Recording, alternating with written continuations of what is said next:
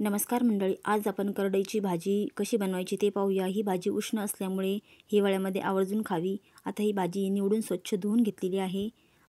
कोवळा देठ असेल तरच घ्या, जर निब्बर देठ असेल तर घेऊ नका। आता अशा पद्धतीने छान अशी धुतलेली आहे।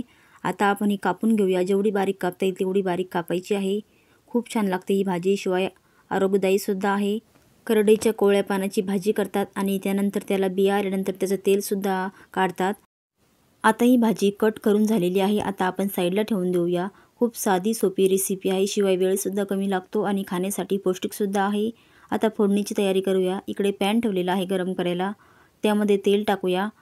तेल छान गरम झालेलं आहे, त्यामध्ये आता मोहरी टाकून घेऊ थोडीशी। मोहरी तडतडलेली आहे, यामध्ये जिरं टाकूया।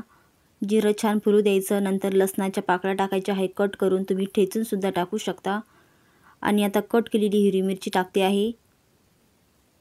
तुमच्या आवडीनुसार तुम्ही मिरचीचं प्रमाण कमी जास्त करू शकता। आता लगेच एक कापलेला कांदासुद्धा टाकून घेऊया यामध्ये।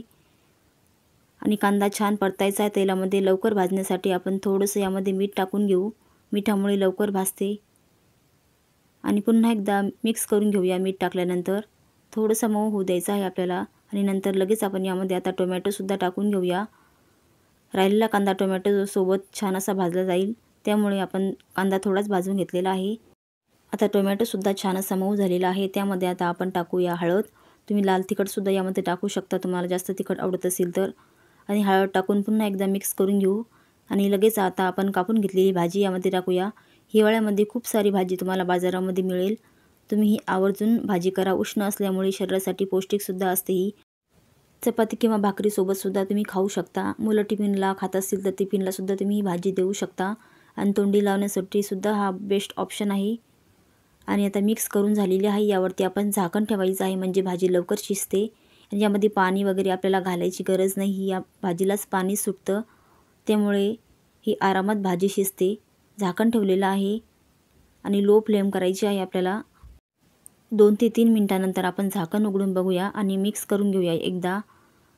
थोडंसं पाणी बाकी आहे यामध्ये, आपल्याला मिक्स करून पुन्हा झाकण ठेवावं लागेल। अजून थोडीशी कोरडी होऊ द्यायची आहे।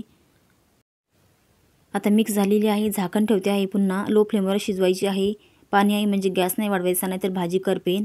आणि तुम्ही पाहू शकता पुन्हा 2 मिनिटानंतर मस्त अशी भाजी आपली ही कोरडी झालेली आहे, शिजली आहे छान। लगेच एका डिशमध्ये खाण्यासाठी काढून घेऊया। मंडळी, तुम्हाला ही आजची रेसिपी आवडली असेल तर चॅनलला सबस्क्राईब करायला विसरू नका।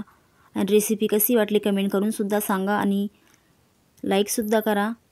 गरमागरम मस्त वाफाळलेली ही भाजी करडीची आणि त्यासोबतच भाकरी किंवा चपाती खूप छान लागते मंडळी। तोंडी लावण्यासाठी सुद्धा तुम्ही खाऊ शकता।